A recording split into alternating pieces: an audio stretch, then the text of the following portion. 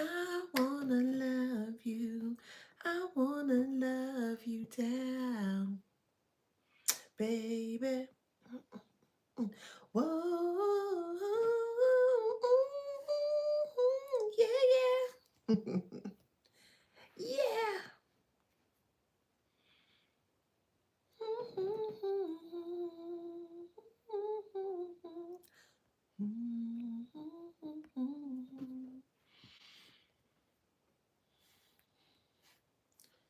I wanna love you. I wanna love you down.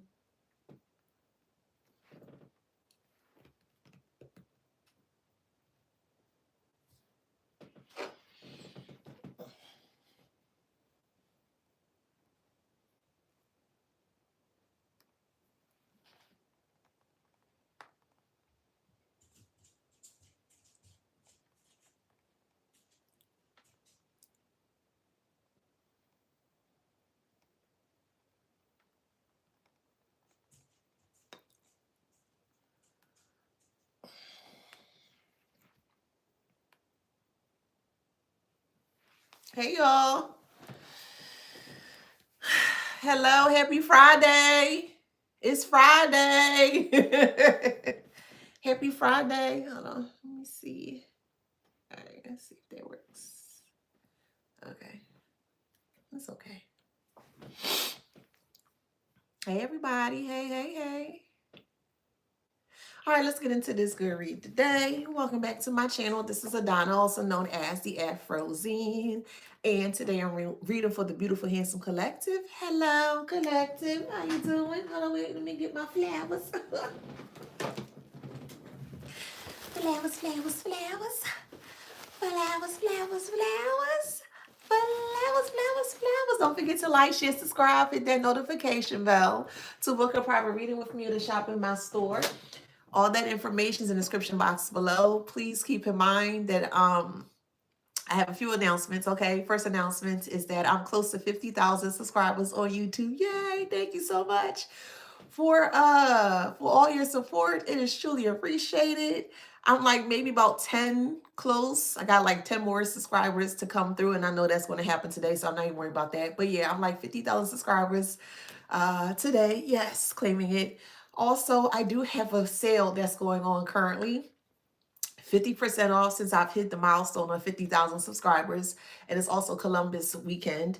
I do have a 50% sale, okay, before my prices go up. So please make sure you get into that 50% sale is in regards to 30-minute readings. So my 30-minute readings are at 50% currently. And then also I have my sprays as well that's currently at 50% as well too. So definitely make sure that you go in there and support me. Truly appreciate it. And also this book here, all right, I have posted all that information, all of my social media outlets, and Wisdom Beyond Wounds is a book that I have created for myself and also the collective here to help to guide and assist you guys with getting out of very harsh narcissistic experience. Okay, perfect. Can y'all see me okay on YouTube? That was kind of odd. All right. Just let me know. Okay, perfect. Everything's fine on YouTube. Very odd, but yeah. Good morning. Okay, perfect.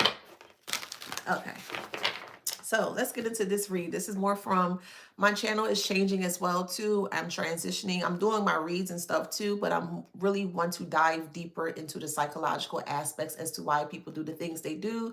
And this is really going to help the collective in many various ways. Okay, emotionally, physically, financially, spiritually, psychologically. And these are things that you really should be aware of because of the type of individuals that, you know, we live amongst here. Okay.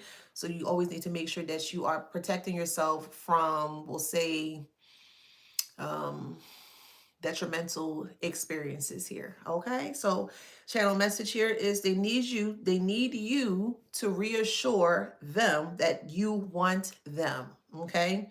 So we're going to compare the two between the empath, which will be you, and the narcissistic individual as to why this actual dynamic works so well without you being aware that it's working. Okay, so yet again, channel message here is they need you to reassure them that you need or want them. Okay.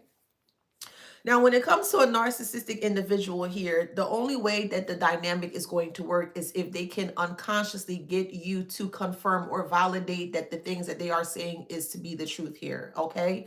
But once you wipe your eyes, wipe your sleepy eyes, and you finally see things in a way that you truly need to see it here, this is where their whole identity or their illusion becomes very compromised here. And if you dealt with a narcissistic individual in this way, shape, or form here, we all know that they never ever want their illusion to be compromised. So the first part here is the core dependency versus the emotional traps. All right. So when it comes to a narcissistic individual, their validation depends on being wanted. Again, as I mentioned before, they need you to validate to them that you want them, okay? And this makes them from early childhood traumas or experiences that they have experienced here, and they don't know how to heal themselves from it, or maybe they don't want to heal themselves from it, okay? But they need your validation their validation depends on being wanted. They also seek reassurance, not out of love, but to maintain control and affirm that they are more superior to you here. Now, when it comes to you as the empath here, uh, your compassion becomes the trap. Okay. You feel responsible for soothing others, mistaking reassurance for connection, but sometimes you may not realize that you're feeding the narcissist dependency here. Okay. So that for you, if you are the empath that may have been going through this here, it was very important or imperative for you to understand that if you may have had some situations when you were younger, and maybe not even when you were younger, maybe when you started to get into the workforce, you know what I mean? Maybe in lovers or uh, boyfriend, girlfriend, wives, spouses situations here. If there was something that was not truly fulfilling to you before you got into this connection here, well, there could be some reasons as to why this narcissistic person may feel like that they can't get enough of you here, because you were actually validating validating their want to their you were actually validating the things that should not have been validated, like all of the praises and the compliments and things of this nature here, they feed off of that. And if you weren't aware that this is what you were doing here, this is why you may feel like a narcissistic person may be trying to be very obsessed with you, or they can't leave you alone in this way. Okay. So the next one is control through insecurity versus confusion between love and obligation. So when it comes to a narcissistic individual, they will use your insecurity as a form of a tactic here. And they do that by expressing doubt or hurt. They manipulate onto others, proving devotion, which keeps emotional leverage. So let's say, for instance, here that you were an individual that may not have received love growing up in a situation, however the situation may occur to you here, and you connect with a narcissistic individual that can actually see that you weren't receiving love and care when when you should have here. They're going to use that as a form of emotional leverage. They do that by expressing doubt or hurt to you because they know that's a shadow part that you need to work on yourself here. But still, they're able to capitalize off of the disadvantage of you not being aware as to what and why this is happening in this way. If that makes sense. So they'll say things to get you to doubt yourself, or they'll say things like, you need me, or they'll say something like, I would never hurt you in this way. But they're using that as a form of a tool or manipulation tactic here when they're actually doing things here. They're trying to gaslight you into believing that the hurt that they give to you or the doubt that they gave to you is something that you should be craving here. So they need you to crave them in order for them to get the craving that they need from you. Let me repeat that. They need you to crave them so they can get the craving that they need or want from you. Does that make sense? So for you as the empath here, it could so your interpretation of that, of the insecurity, can be actual vulnerability. So they look at your insecurity as just insecurity, but it's actually a vulnerability. You might not be aware that you're vulnerable, or you might not be aware that you may have that part of you that you haven't quite healed yet. So sometimes you may tend to overextend. Sometimes you may reassure to them. Give me a second. I'm so excited to talk about it, but give me a second. Take my time, child. Take my time. Okay. If you are an empath and you are attracting a person that's very narcissistic in nature here, you may sometimes tend to overextend. The reason why you may tend to overextend here is because you keep telling yourself that if you reassure them that this love can't die or they can change or the narrative of the situation can shift here, you're always going to stay in this battle or this war here. Okay, it's a war against them and then also against yourself as well too. So you're battling things, and we want to keep it honest here.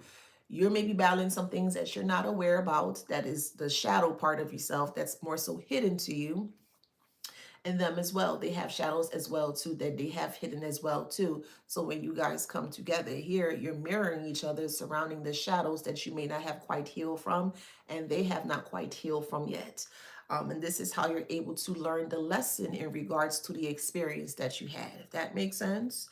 Um, so also for the empath here, sometimes you may unknowingly bind yourself to a cycle of emotional performance. So it's like a cycle. Here we go, the toxic cycle of love. But I've mentioned before, love cannot be toxic, okay? If it's toxic, you're always going to have this push and pull, this back and forth, this ping pong, this tennis match, if you're in some form of a toxic love here. Again, toxic love is very contradictory. It doesn't make sense. And they don't want you to make it make sense, because if you are aware that it doesn't make sense, you will throw out the toxicity that they're trying to push onto you here, and then you'll be left with love of self. Does that make sense? So they want to keep you binded within a cycle of emotional performance here, because that's exactly how it needs to work. They need for you to see things from their perspective here in order for it to be completely 100% successful. Okay. Next one here is fear of abandonment versus the energetic drain. All right. So a narcissistic individual is very terrified of rejection. They demand attention to avoid feeling powerless or unseen, and they feel seen by you. So the moment that you see them for who they are and you separate here, it goes back into that cycle, that toxic cycle of them not feeling seen. They start to feel unseen. So because they feel powerless or unseen because you pulled away from them here, now their fear fuels possessiveness. This is why a lot of you guys are feeling like this person can't get off your back. Everything you do, you change your number, you change your address, you go ghost, you become isolated, things that nature here is because of the things that you normally would have done for that person, you're not doing it anymore. They're craving, you're like a sugar addiction, okay? Sugar is one of the most addictive things that a person can be actually addicted to. You can do your own research surrounding that here. But from this perspective here, you're like a powerful sugar to them that they just can't get enough. You're too sweet, you're kind, or more so, you're nice, if that makes sense. So with that being said here, once you kind of try to curb them or kick them to the curb in regards to the sugar, because you're naturally sweet here and they no longer have that kick, now they're going to go into overdrive here and start to become very possessive because of the fear of losing you. And in some cases here, this is why some people turn very violent, or they may turn very oppressive towards you here, because they no longer can be attached or connect to you. Does that make sense? If you want to advice, my information is down below. With booking a reading, I have a 50% reading sale right now. You can go ahead and just get the information right there, book your spot, and then I can read for you. Okay. All right. So next one here is empath, which will be you. Okay. So it's the fear of abandonment, which is what the narcissistic individual is experiencing. And then here you come with as the energetic drain. Okay. You are the sugar and they need that kick or fix from you. So as the empath here, you may feel to pull to fix their abandonment wounds. Okay. This is where the cycle comes in. So let's say you've been with someone for 5, 10, 15 years and you don't know, you're trying to figure out, you're trying to leave this person, but you don't know why you can't leave this person, because you just keep feeling like you're being pulled back to go back to this person here. And you're trying to figure out how to completely get off of this hamster cycle of this toxicity here.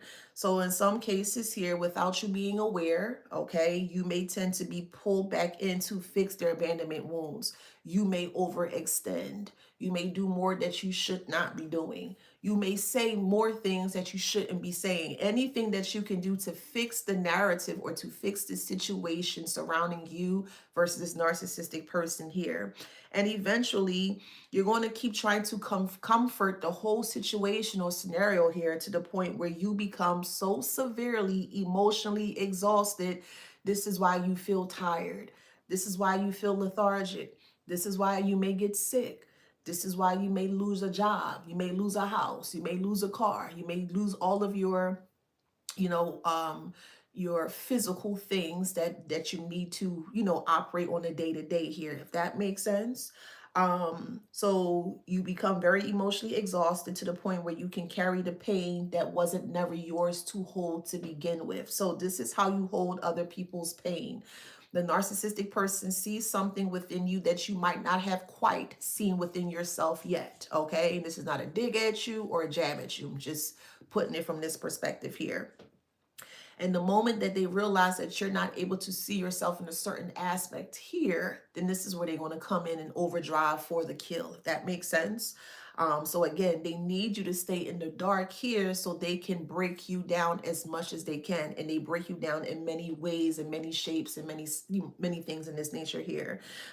So the next one here is validation addiction versus manipulation of guilt. Okay. So when it comes to a narcissistic individual here, they crave reassurance like it's a drug. You reassure them that everything is going to be okay. You reassure them that this, you reassure them that that, and this is what they stick onto or connect to here to ensure that you continue to keep that thing or keep that, we'll say, hope alive, because they need you to hope for them, or they need you to guide them into this. It's a false facade, it's an illusion. Okay. So the moment that you fade away or you disconnect from this person, they're going to provoke chaos just to receive another hit of attention. So if you block them and you ignore them, they're going to call you from a fake number. They may have one of their friends or family reach out to you. They may go and get a third party here. They may try to put it in your face. Anything to receive some form of a chaotic attention from you or a chaotic response from you here. Okay, they anything that they can do to receive that hit or that sugar rush of your attention. Okay. Hey Shantae. um Next one for you in regards to you being the empath here.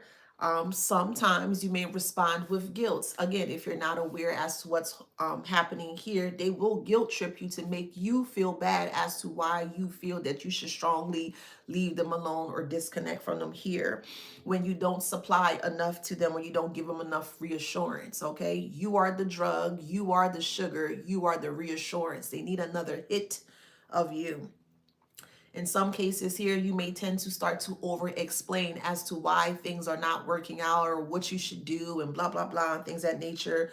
You may tend to over apologize as to why, things aren't working out or why it should be working out in this way. And also you may tend to give more than you should because it tends to deepen the emotional imbalance that they see within you. So how do you fix this? Well, first thing that you do is awareness. The moment that you become aware as to what is happening here is going to help you to spiral deeper into yourself here to see parts of you that you might not have quite seen while you were in the connection with that person. Most times you're not able to see it fully until you fully disconnect from that person again, which is why some of these individuals don't want you to connect to a higher spirit or a higher source or a higher power, because if you disconnect or they get you to disconnect from that higher power here, or then you're not going to be able to receive the nudges or the downloads from spirit, source, God, Jesus, universe, etc., etc. Another thing they like to do here is they like to distract you with like sex and like food and like third parties, anything to distract you away from you because they want you to hurt as if they're hurting here, if that makes sense. So with that being said, They want you to deepen the emotional imbalance. Okay. They're not balanced with their emotions. They know that you are, because here you come always trying to reassure things. And the more that you keep over pouring into a cup that has cracks in it, the more you're going to lose yourself at the end. And at that moment, when you do lose yourself at the end, what do you think they're going to do? They're going to talk ill about you. They're going to kick you while you down. And then they're also going to leave you high and dry because you can no longer offer them the things that they wanted from you. Okay. Next one is illusion of intimacy versus loss of authenticity. All right. So when it comes to a narcissistic person here, mistakes control for closeness. Okay. Once they feel wanted again, they emotionally detach. So when they finally get you where they need you to be, and you're finally, okay, you know what, let's talk about it. Okay, I'll come back around. Okay, yeah, all right, okay, let's give this another chance. They just completely up and leave you high and dry, and then you're trying to figure out, well, what the hell just happened here? I thought we were going to work this out. I thought we were going to talk about this. I thought we were this. I thought we were that. It's an emotional manipulation of push and pull, or tug and pull, that they want to play with you here, that keeps you inside of your mind, keeps you trapped within your the emotional aspect of self here, and other parts of you here. So once they feel wanted again by you, they emotionally detach, proving the connection was never mutual. Does that make sense? This is how you're going to be able to see between the lines in regards to what they have done. Hey, Kay. Hey, Eyeliner. How y'all doing? So you as the empath here, you may tend to mistake self-sacrifice for love. Well, I'm going to do more for you. Okay, and please. And there's some moments here where some of you guys may have been like, please don't leave me. Don't let me go. I'm going to work on this, give me another chance, because they're breaking you down in ways to kind of make it seem like it's your fault. And if they're successful here, now you're kind of racking your brain here, and you're trying to figure out how you can fix the narrative of the situation here. So you may tend to mistake self-sacrificing yourself for their love, because whatever experience that you may have experienced, either growing up in a whatever social connection that you may have experienced here, you may have always felt that you had to overgive into a situation here, and that's what works for them, not for you. You're depleting yourself while you're supplementing them, okay? And also, you may tend to quiet your truth to keep peace. And when you are fully aware as to what the truth is, sometimes you feel to just stay quiet. And that also suppresses who you truly are authentically. The truth is a part of you. And if you allow someone to continuously suppress the truth that you know that you are here, well, then you're going to start to lose the authentic parts of you. And eventually, if you lose all parts of you that actually makes you authentic here, well, then you're not going to feel comfortable to speak up. You're not going to feel comfortable to tell others what's happening to you. You're going to keep it behind closed doors. You may feel embarrassed. You know what I mean? You may feel humiliated. These are things, these are tactics, specific strategic tactics that narcissistic individuals love to push onto you here. Okay. So you may tend to lose your authenticity while trying to preserve a false harmony. What is a false harmony? That doesn't even make sense. How can a harmony be false? Harmony is nothing but blissfulness and peace. And if you're in a false harmony, it's not what you truly think that it is. Okay. Next one here is false power versus the turning point. So with a narcissist here, they feel powerful only when others respond to their emotional demands. That's what a narcissist playbook, strategic playbook is to play on your emotions. They got to get you to play on your emotions. They got to get you to, yeah, you ain't it. Yeah, and that's why, yeah. They need you to make a fool out of yourself in order for them to feel superior to you here. So their power relies on control, not self-worth. Let me repeat that. Hey, Veronica. Their power, their false energy relies on control, not self-worth. Because if they had the self-worth of self, yet again, they wouldn't be doing any of this foolishness here. Okay. So the next one here in regards to you as the empath here, You reclaim your power by no longer feeding the need or the want of them. Okay. The shift happens when you start to ask the correct and pertinent questions surrounding who you are, the being as to who you are.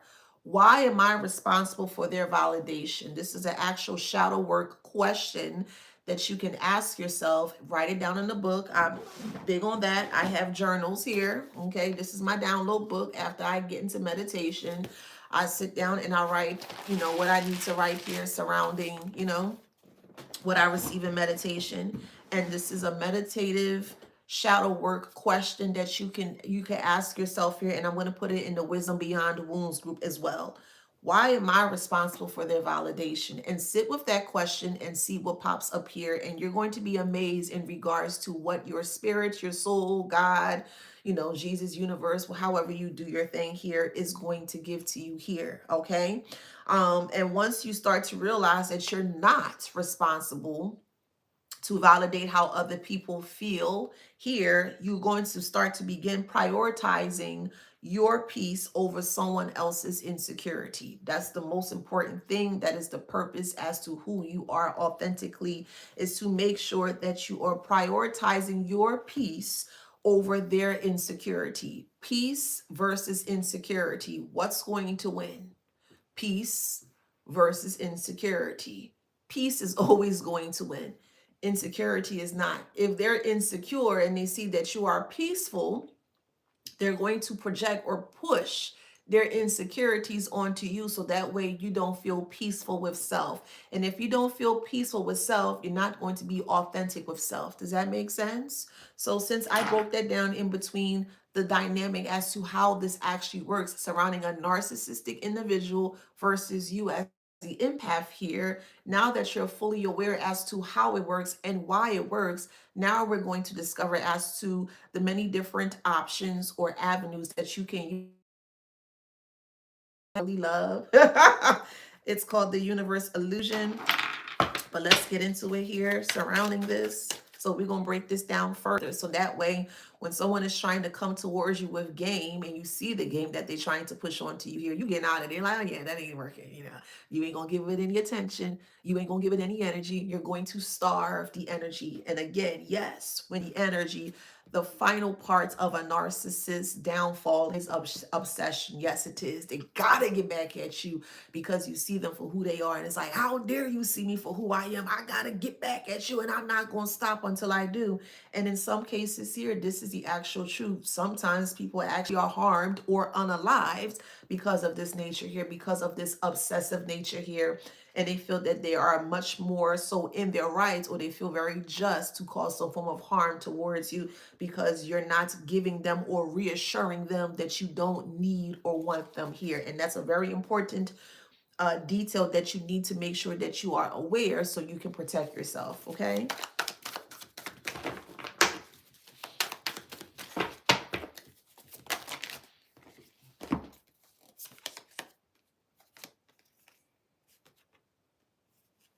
Okay. So we have a person here and you see everything is in a vivid color. Everything is vivid, meaning that you're in a space now where you're seeing everything in full color. You're not seeing things in black and white anymore. And the more vivid the picture is, the more you're able to see the more detailed and intricate parts in regards to what this person is trying to push onto you here. And they don't like the fact that you're able to see them in this way here in color, very vivid. If you think about a ballerina here, they're very light on their toes, or the type of, I guess, curtsy. Y'all gonna have to help me out with the verbiage, but like when a ballerina dances, they're very swift, they're very agile, they're very soft. They land soft on your feet. You know what I mean here? And having the bigger picture here, this is what you're able to do, and they don't like that. Also, we have pictures here. So there are many, many, many, many play. Thank you. Many pictures from the past, or you're having a lot of memories from the past that is popping up surrounding what this narcissistic person has done to you.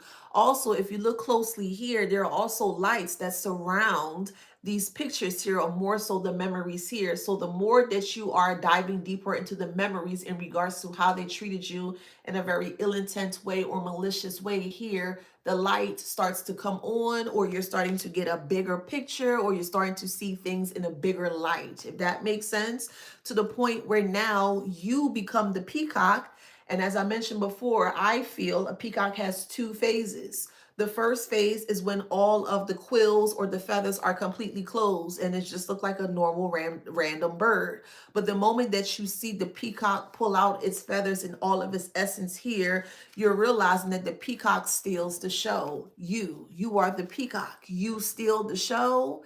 All eyes are on you, if that makes sense. And even looking at this peacock here, peacock, when they open up the feathers or the quills or whatever it's called here, you actually see those feathers here. It actually resembles an actual eye. So the moment that you open up your feathers here and you're strutting your stuff, meaning you're fully aware as to what is happening here, more eyes tend to be locked on you here because people see that you see what they're trying to do towards you. Does that make sense?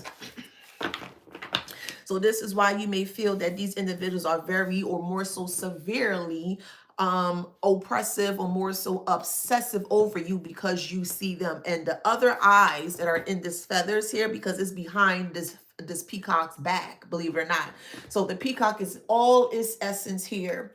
And the way that the peacock feathers come out, so let's say this is the peacock and this is you, and you're looking at the peacock, but behind the peacock or the feathers, it's behind them. So the eyes are behind the actual peacock, if that makes sense. So you might not even be aware that people are watching you very closely here behind your back while you're in your essence. So this is where the projections come in, and you wait, and you're a liar, and you're just this and you're that, and those things are not true here. They're trying to project onto you yet again because you're able to see past their projections.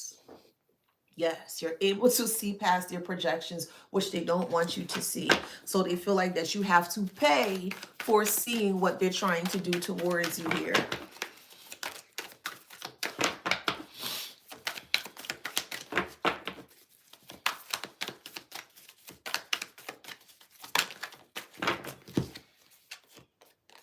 See, there's a ladder here.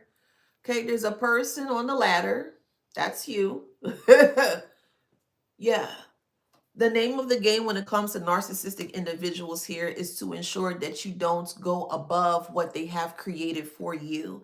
They have created an illusion. The illusion is a ceiling that doesn't exist. And they need to make sure that you never shatter that illusion so you can surpass the illusion of the ceiling that they have created for you. Most of you guys, and I'm going to include myself in this, you were like a caged bird. You were inside of a cage, but the actual cage door was open. But because of the many traumas or experiences that you have encountered here, you didn't realize that all you needed was an ounce of faith to be able to get out or to kind of fly out of the cage. So in some cases here, I'll even use a horse as an example. If you ever been in like a horse's stable, sometimes the stable of the horse is open, but sometimes the horse may not go out in the stable to kind of graze here because they've more so been indoctrinated or ingrained to not, surpass or move past this so-called, range here. And again, that's from a form of conditioning here. I say all that to say here, the more that you try to go up the ladder, and I say try because they're going to do everything possible to ensure that you're not able to get up this ladder here, they're going to start to pull away the steps from the ladder. But the steps that they're trying to pull away from you is nothing but illusions yet again, if that makes sense. These are their hands or other people's hands that they have come together here. So it's not just their hands, it's other people's hands here that they have come together here to try to stop you from moving up the post or moving up the ladder here. But yet again, it's nothing but an illusion. Yes, despite them taking away the steps on this so-called ladder here, you're still able to surpass, or you're still able to climb up the ladder. There are many ways to skin a cat. I'm telling you, there are many ways to do one thing. Even though they remove the steps from you, increasing or ascending here. You still have the poles that you can utilize. You can bring the poles together, or you can wrap your legs around